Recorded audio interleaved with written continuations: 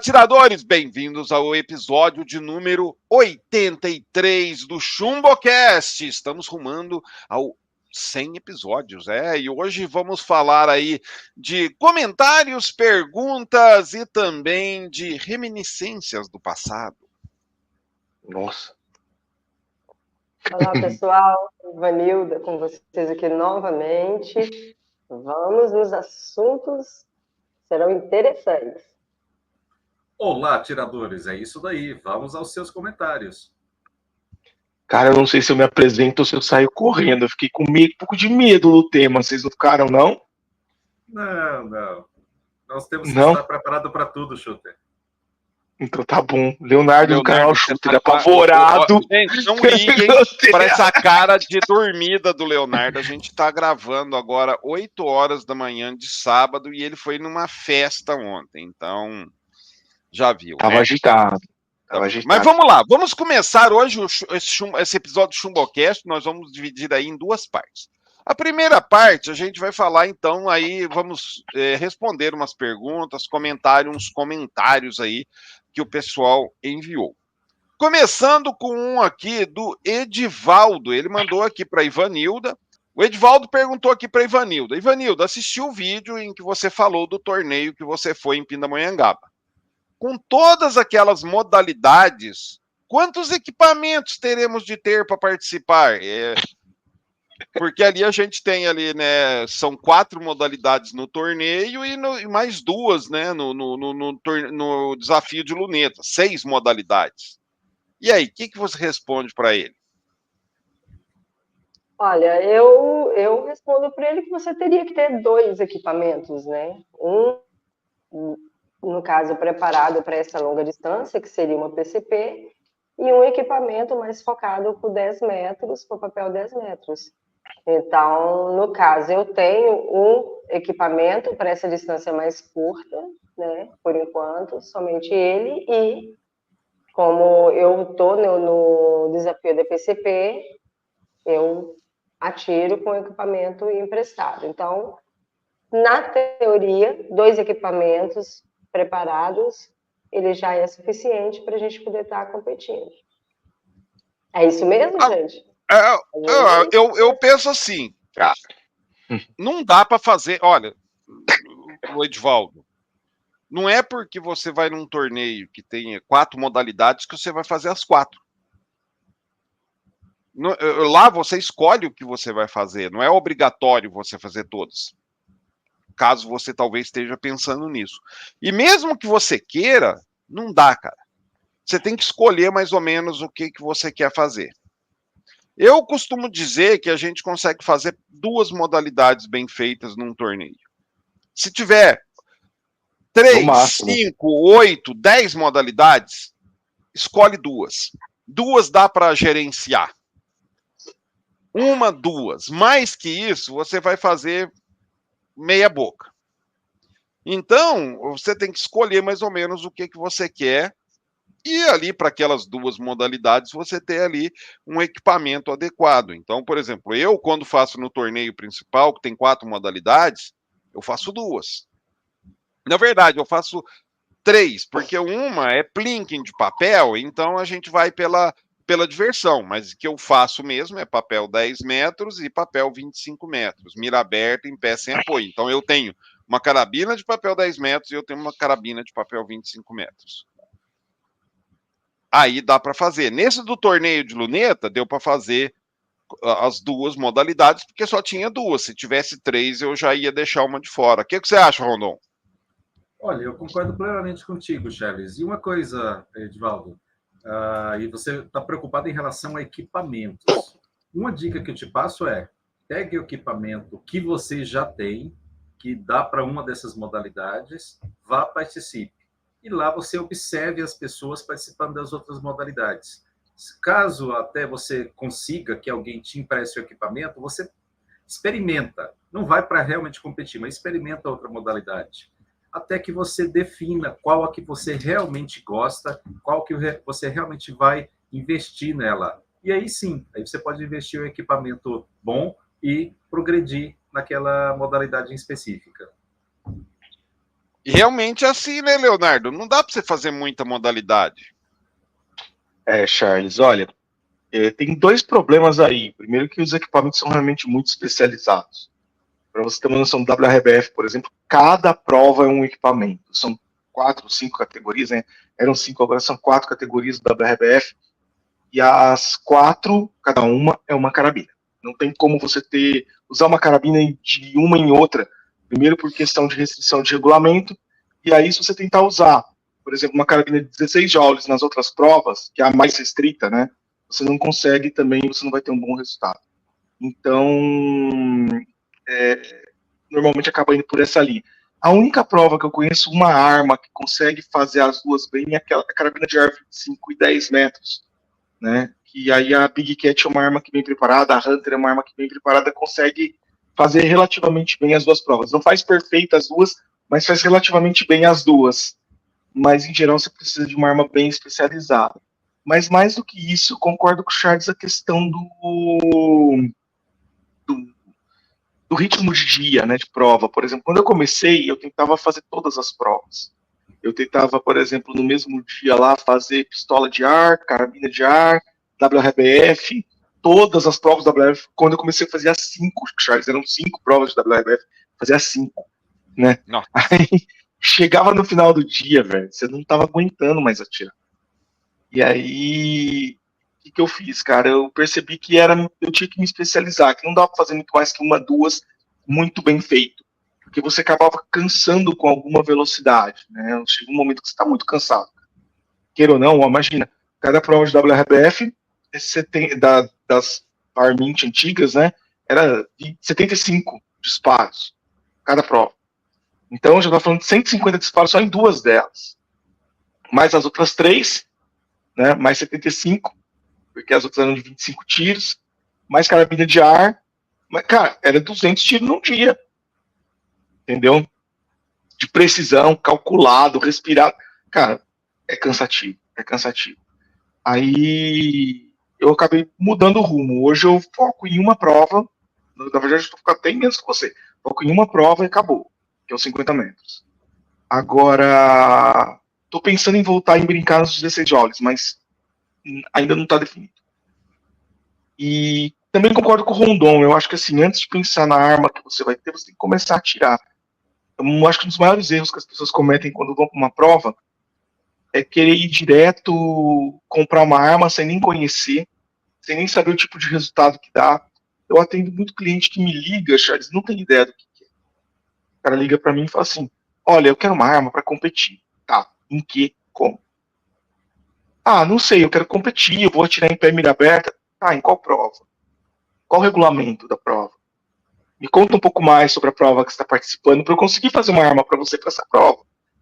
Aí a pessoa fala, não, porque eu quero uma arma que seja mais focada nos 10 metros. Não, tá, então uma arma focada nos 10 metros, ela vai ser assim, assim, assim. Ah, mas se eu quiser usar ela para os 25 também dá? Não, Aí para usar nos 25 é outra configuração. Né? Tipo assim, e eu acho que quando o cara já tem um pouco mais de experiência, facilita para ele tomar decisões. Ou procurar alguém que tenha experiência para fazer a arma dele. Que aí a pessoa ajuda ele na tomada de decisão. Mas isso é muito importante para você não construir armas, não gastar dinheiro com armas que muitas vezes não vão te atender. Então acho que começar é muito importante para você entender o que precisa numa prova dessa. Vamos lá. Aqui uma próxima pergunta aqui é do Flávio e ela é justamente para o Leonardo. Leonardo, quando começou essa moda dos slugs do Brasil, de onde veio isso? Olha, que eu observo faz uns 3 anos aí que os slugs deram uma bombada. Já existe um pouco mais de tempo. Fora do país também, tá? Não é uma coisa exclusiva brasileira. Os slugs começaram a ser usados, gente, para carabinas com magazine para tiro de longa distância. O que acontece? Os pellets, eles têm um desenho tal que eles se tornam muito longos quando você quer fazer um pellet pesado. Não sei se vocês já repararam, mas você vai fazendo um pellet pesado, ele vai ficando compridão, compridão, compridão, compridão. Chega uma hora que ele nem cabe mais no magazine. Você vai pegar, por exemplo, um pellet de 33 grains. Ele não cabe no magazine. Vai tentar botar na carabina, ele não cabe. E aí os slugs entram como uma solução bem interessante, porque eles conseguem concentrar muito peso num negócio curtinho. E o peso aumenta o coeficiente balístico, né? Quanto mais pesado o chumbinho, maior a massa do chumbinho, né? Usando a palavra correta, maior a massa do chumbinho, maior o coeficiente balístico, com isso ele consegue vencer o ar com mais facilidade. Então as pessoas buscaram por tiro de longa distância. O slug ele é menos eficiente do que o pellet. Só que o fato de você conseguir construir chumbinhos mais curtos e uma massa bem concentrada favorece muito quem está praticando aí o tiro de longa distância, principalmente a partir de uma certa distância, onde você precisa dar tiros rápidos. E o monoshot já não é mais viável. Por exemplo, o tiro de... Não sei se você sabe que o Extreme Bench Rest, o pessoal não atira de front rest e nem de monoshot. Você sabia, Charles? Você sabe por quê? Porque ele usa a leitura do vento anterior para dar o vento seguinte. Ele usa o poi anterior para o tiro seguinte, poi anterior para o tiro seguinte, poi anterior para o tiro seguinte. Ele não é um tiro de leitura de vento igual o WRBF 25, 50 metros. Você tem as bandeirinhas, você lê o vento na bandeirinha para atirar perfeito. Ele é diferente, você usa o último tiro como referência para o próximo. Quanto mais cedo você faz isso, melhor é o teu resultado. Então, por isso que o pessoal que atira o Extreme Bench Rest usa arma com pré-câmara gigante, magazine e o bipé, para poder conseguir compensar e fazer rapidamente os tiros. Vamos lá. Essa pergunta é para o Rondon. O Gil perguntou, Rondon, a luneta Rossi Poly 432 serve numa Beeman Rider? Servir, ela serve. Vai depender exatamente da distância do tipo de alvo que você vai atirar. Mas ela serve sim. Ivanilda, o Pirata, fez um comentário seguinte. Não entendo a defesa de vocês dos blocos de polímero de algumas carabinas de pressão. Isso é uma porcaria.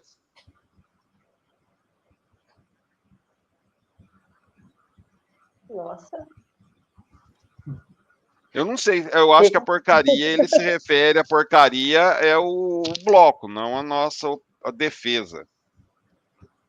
Olha, gente, a gente tem que talvez entender um pouco mais, né? Pesquisar um pouco mais, porque classificar, independente do que seja como porcaria, eu acho algo muito extremo, muito radical.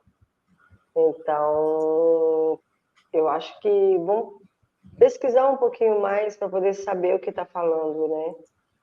E se não fosse, quer dizer, na verdade, se fosse porcaria, não estaria entrando em tantas carabinas como está agora no momento, como faz parte. Então, cara, que comentário infeliz é o que eu tenho a dizer. Que comentário infeliz o dele. Realmente. Vamos Charles. agora... Oi. Ô, Charles, só uma questão sobre a secreção do polímero. Cara, primeiro que existem polímeros e polímeros. Existem polímeros que são mais resistentes que alumínio. Tá? Então é importante deixar, por exemplo, copoliéster. Cara, copoliéster é praticamente indestrutível. Entendeu? Um negócio assim, absurdo de resistência. Tem os polímeros com fibra. Hoje com fibra de vidro e fibra de carbono. Também extremamente resistentes. Esses compósitos, né? E já não é só polímero, é um compósito. Esses compósitos são extremamente resistentes. Extremamente resistentes.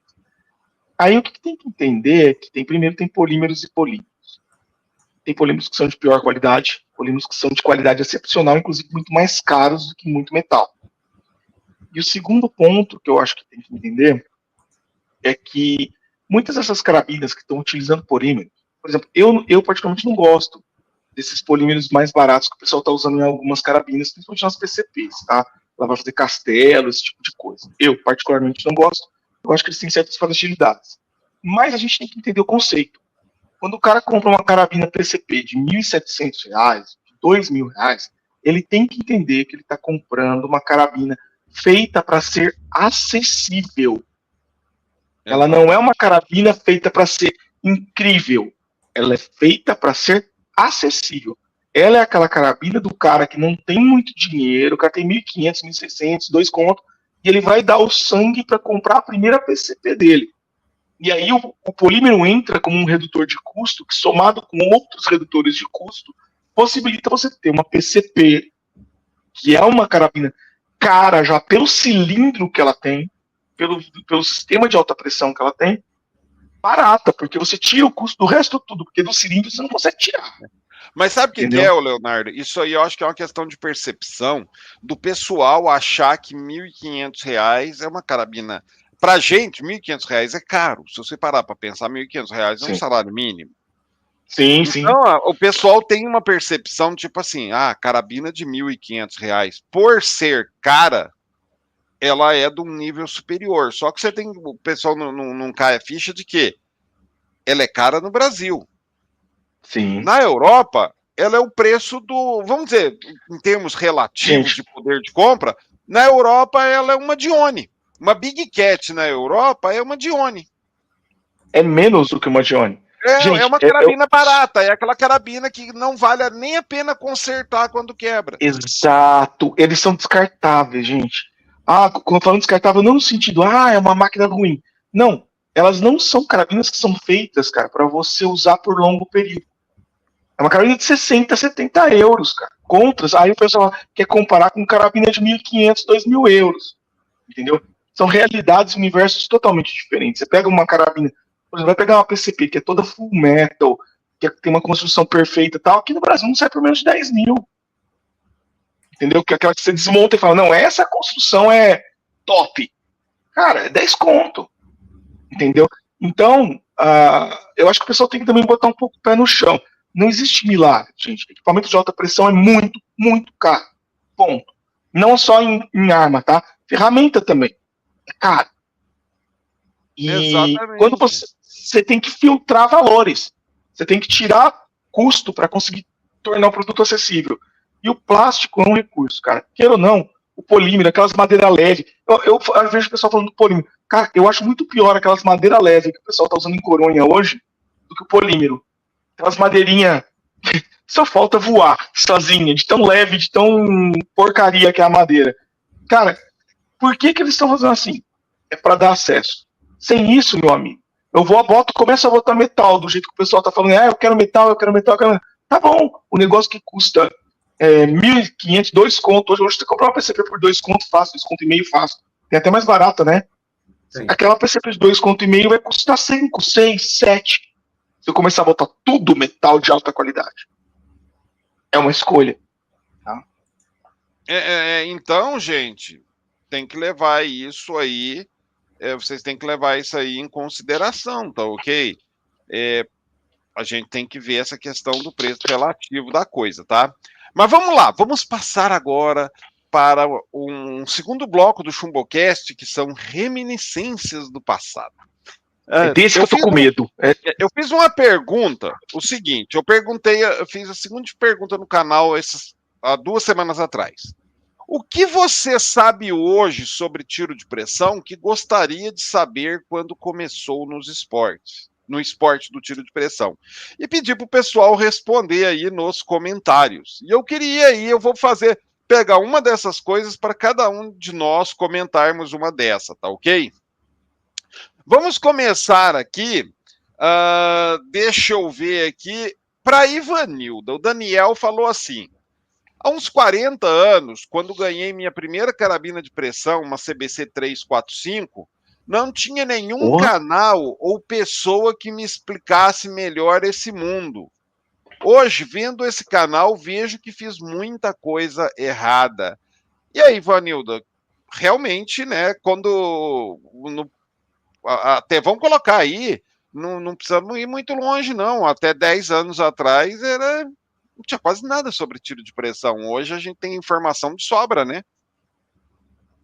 Hoje tem informação de sobra. E, inclusive, basta só a pessoa buscar que ela vai ter ali um leque de conhecimentos para poder aplicar. Então, quando a pessoa começou, igual ele falou, há anos atrás, eu não acho que o que você faça ou o que você fez, você tem que pensar que fez muita coisa errada. Eu já prefiro ir pelo caminho de que você teve um aprendizado um pouco mais longo para chegar no que você está hoje, né? Então, tudo que a gente viveu, igual você viveu há 40 anos atrás, quando pegou a primeira carabina, para seguir até hoje ter todas essas informações, você teve ali uma experiência do que se deve fazer e não se deve fazer. Então, é onde você pega as suas lições para poder aplicar e para poder repassar. E tem muitas pessoas que passam por esses tropeços, né? E se tornam pessoas melhores, ajudando os iniciantes a não passar pelo mesmo perrengue, como tem pessoas que guardam isso para você e acaba negativamente falando, deixa ele passar esse, virar sozinho, não vou ajudar porque eu passei muito e custei a pegar conhecimento. Então, eu acho que a gente tem que ser pessoas melhores e você tem que pegar toda essa experiência negativa que você teve, transformá-la em positiva para você saber o valor da sua trajetória. Eu sempre falei, né, que eu fui diferente dos 3 que estão aqui, né, eu fui bem agraciada de já iniciar no tiro tendo orientações e já tendo acesso a informações, já tendo acesso aos canais, né, em que já te passa, pelo menos teoricamente, tudo. Aí é você pegar e começar a tirar e colocar na prática. Eu poderia ter iniciado no tiro no ano de 2015, 16, que é quando as primeiras carabinas começaram a entrar dentro da casa que eu vivia antigamente. Então, assim, não me era... Eu não gostava, não me era atrativo, eu era mais voltada para o ciclismo. E assim foi levando. Quando eu realmente iniciei no tiro, que eu já tinha todo um suporte, sim, eu fui uma pessoa muito privilegiada. Mas tem muitos que não são. Aí sim você pega isso como experiência. Você pega todo o caminho seu de trajetória e faz uma virada de chave. Imagina o atirador que você virou hoje, né? Imagina a pessoa que você é hoje no esporte, graças a essa caminhada que você fez. Então, eu sempre penso que na vida você tem que estar agraciando toda essa trajetória que você teve. Umas pedrinhas no caminho, às vezes é muito bom para fazer a gente crescer mais. E passar adiante qualquer informação que qualquer um de nós temos aqui, eu acho que é uma coisa que não tem preço. E assim, tem pouco tempo que eu estou atirando, e assim é o que te faz crescer muito. Então, pega na teoria, aplica na prática, busca conhecimento e não deixa o tiro parar de forma alguma. E tudo que lição que a gente tiver, leva adiante como positivo. O Timbó falou o seguinte, Rondon, eu pensava que mirar no alvo não precisava compensar, era só mirar a qualquer distância que iria acertar. Laser. Timbó, olha, eu te confesso que antes de começar nas carabinas, na verdade eu comecei há muito tempo atrás, quando era criança praticamente, mas trouxe pouco dessa informação, dessa experiência que eu tive. E recomecei em 2014, mais ou menos, ou seja, nós já tínhamos muita evolução nas carabinas de pressão. Só que eu também pensava igual a você, tá? Que bastava mirar que acertava. Então, não te julgo por esse pensamento, né? Essa forma de pensar, mas realmente nós temos que compensar, seja mira aberta, seja mira ótica, seja qualquer tipo de mira. Mesmo porque não é só compensação de distância, que é, vamos dizer assim, a mais básica, mas a compensação de vento, igual o Shooter estava falando aqui, mas peraí, para cá, estava falando mais cedo, você tem que ter a leitura de vento também e fazer essa compensação. Essa eu acho que é a compensação mais difícil que tem, porque o vento você não tem controle sobre ele e na maioria das vezes você não tem como realmente ter uma certeza de como está ventando. E olha, certa vez, isso, eu não me lembro, mas uns anos atrás, eu fui no sítio de uns amigos e levei umas carabinas. Dentre elas tinha uma Big Cat que estava com a luneta. A hora que o rapaz viu aquilo, ele me falou, nossa, com isso daqui você acerta qualquer coisa, basta mirar que você acerta. Eu, não é assim, meu amigo. Experimenta aqui. Com menos de 5 minutos atirando ali, ele realmente absorveu essa experiência que você está relatando aí, que eu também tive que absorver.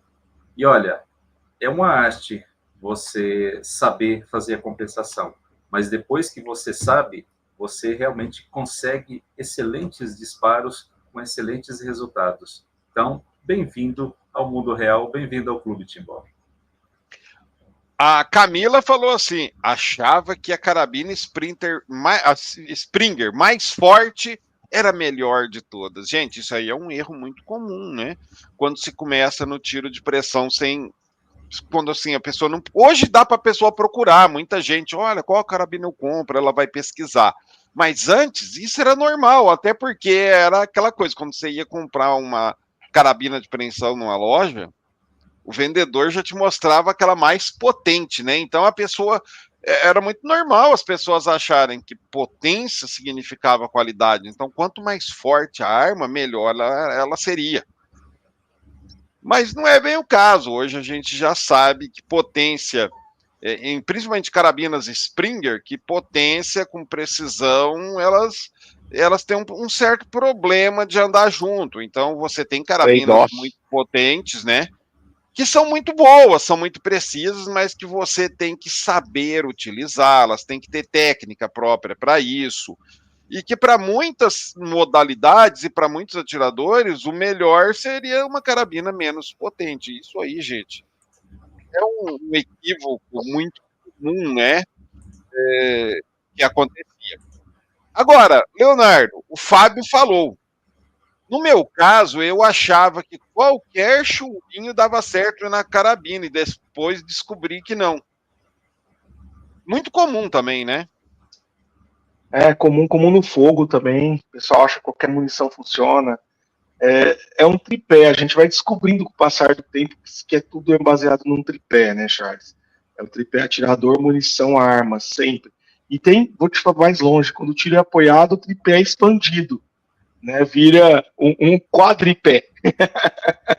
Porque você passa a ter um apoio também. É uma coisa que eu estava até conversando com o Ivanildo esses dias, né, Ivanilda? Você passa a ter um quadripé, porque você tem a arma, o chumbinho, o atirador e o apoio. Então você passa a ter todo o conjunto, porque uma parte do atirador, no caso do tiro apoiado, é substituído pelo apoio da mesa.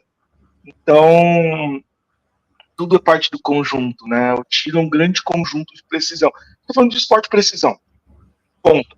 Precisão significa repetibilidade. Repetibilidade significa que seu equipamento como um todo é capaz de repetir aquilo que fez.